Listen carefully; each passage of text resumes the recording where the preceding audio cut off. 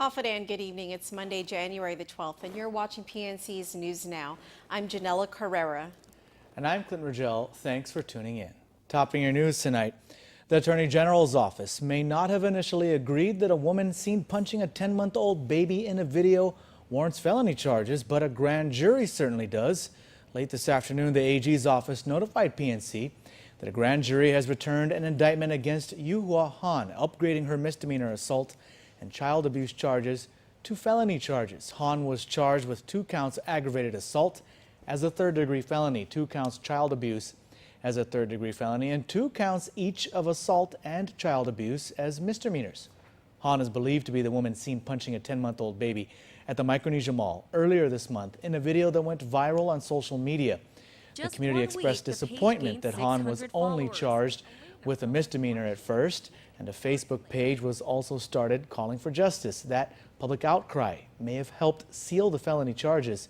Han now faces up to 15 years in prison. Misdemeanors are only punishable by up to 1 year imprisonment. Well, their crime and burglary spree appear to be over. Irvin White, his father Jackery White, and Edward Baza are being held on $1 million cash bail each for last year's Jigo Bank of Guam robbery. But police say the Whites were also wanted on a string of other burglaries. People are recommending $1 million cash bail for each of the defendants for the reason that they pose a serious danger to the community. The 3 suspects, Irvin White, his father Jackery White, and Edward Baza, appeared in court to face charges related to the armed robbery of the Jigo Bank of Guam last February. However, the father-son duo were also in court for other alleged burglaries they committed. According to a magistrate's complaint, Irvin White, already in custody for the Days Inn robbery, wanted to come clean, so he confessed to being one of 3 suspects in the bank robbery. White went into specific detail about the crime, and police say they were able to corroborate his statements, matching the getaway vehicle with surveillance footage from nearby establishments. According to White, the 3 met at his father's ranch off Chalinatibu in Dedido. They drove to the bank, and Jackery parked his truck near the jungle area behind the bank. White says he and Baza got down and proceeded to rob the bank, with Baza holding the gun and White collecting cash. They then ran back to the truck and left. According to White, the 3 got away with over $11,000. 2 days after White's confession, his father, Jackery, was arrested, but not for the Bank of Guam robbery, at least not yet. He was arrested for an investigation into a robbery at a 76 gas station and then subsequently identified as a suspect into a home invasion of attorney Gary Gumatatao's home. Since he was already in custody, Jackery was asked about the bank robbery, and police say he too confessed. His statements, police say, matched that of his son Irvin, with one minor difference. Jackery says he wasn't the mastermind, as his son claimed, but it was all Baza's idea. Baza, however, denied any involvement in the crime, telling police he had no idea why the Whites named him in the conspiracy. And there was yet another burglary the Whites were charged in. It's the October 2014 burglary of the San Ramon building in Hagåtña, in which the father and son allegedly stole a bush cutter and blower and also a safe from a collection agency. Given the facts of the case, the court agrees with the government's recommendation of $1 million in cash. If you make that bail, you'll be brought back to the court for conditions. You each are entitled to be prosecuted with an indictment.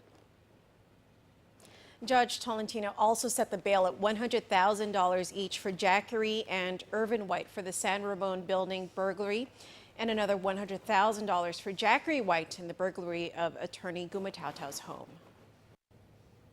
Meanwhile, in a twisted turn of events, Jathan Tatautau, who police say may not be involved in the Jigo Bank of Guam robbery, is still serving a 21-year prison sentence for the crime. However, the Attorney General's office has asked the court to reopen Tatautau's case. Tatautau was convicted of the February 2014 robbery after making a full confession and even implicating 3 others in the crime. He took a plea deal last year, agreeing to testify against the 3 others in exchange for a reduced sentence. However, Tatautau reneged. Those 3 suspects, Antonio Kiragua, Ricky McIntosh, and Vincent Santos, were eventually acquitted from the bench, and perhaps rightfully so. According to the magistrate's complaint, Irvin White, who confessed to the bank robbery, says Tatautau is lying. White told police that Tatautau had nothing to do with the armed robbery. Why Tatautau allegedly confessed to a crime he didn't commit is unclear. But it does make for an interesting case, as now the Attorney General's office has asked the court to put Tatautau's case back on the calendar for what they call further proceedings. A date to discuss Tatautau's reopened case has not yet been scheduled. University of Guam students will have to pay more tuition next semester after 6 years of a flat tuition rate. The university will raise tuition by at least 5%. PNC's Rizal Romanes has more in this report. The University of Guam is planning to raise the tuition for the fall semester by 5%. UOG President Dr. Robert Underwood says it was bound to happen. The raise was set for the current spring semester, but he opted to delay it until the fall. It was done in consideration for the students, and also we did get a little bit of a bump up in the appropriation from the legislature. With a 5% tuition hike, the resident undergrad fee of $190 per credit hour will go up to $199.50. But Underwood says it might be a little higher and that they are still awaiting further analysis and discussion. It's, in a way, it's like operating a business. If you get enough people to show up, then the total revenue might forestall the need for a larger increase. Compared to mainland universities, Dr. Underwood says he's proud he's kept the tuition flat for 6 years. 70% of our students are in some kind of financial assistance in any event. So, you know,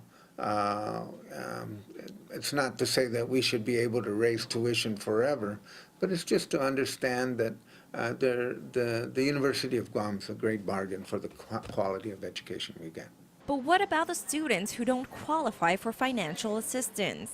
It was hard enough for me to pay for tuition, and it did really affect me, my motivation coming to school, because I just thought about how am I going to pay this and how am I going to pay that. And I don't know very many things that haven't increased in costs in 6 years, and so fortunately UOG tuition is one of them, but we think this is a relatively moderate increase. The original increase approved in 2013 by the UOG Board of Regents via a resolution called for a 20% tuition hike in 3 years. Underwood says the board will be meeting again next month. Rizal Romanes, PNC News.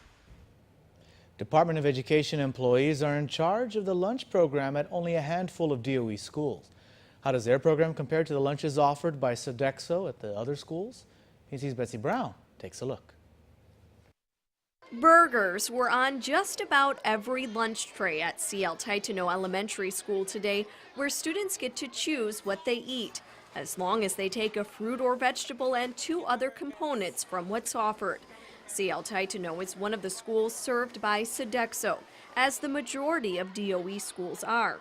But that contract is up at the end of the school year, which means it's time to review the lunch program again before DOE puts out a request for proposal for a new contract. So a lot of issues, taste, cost, student participation, all of these things are being reviewed right now, and I think in the next several weeks we'll be finalizing an RFP that will be able to go out on the street.